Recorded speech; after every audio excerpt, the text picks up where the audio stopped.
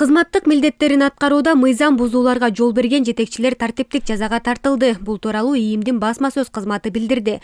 Жылдык коллегияда Ички иштер министри Улан Ниязбеков жетекчилерге калк менен иштешүү жана жарандардын арыз даттанууларынын алдын алуу боюнча ишти күчөтүүнү тапшырды.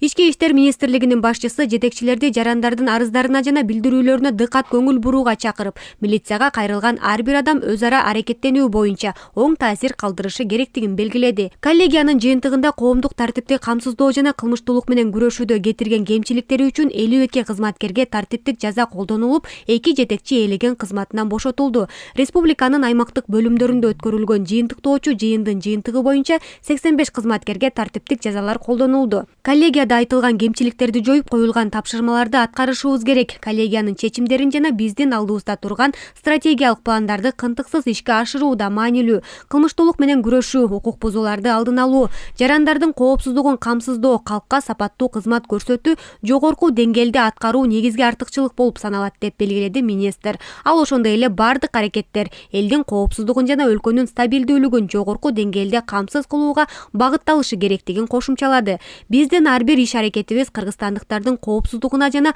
өлкөнүн туруктуу өнүгүшүнө багытталышы керек деп жыйынтыктады Улан Ниязбеков.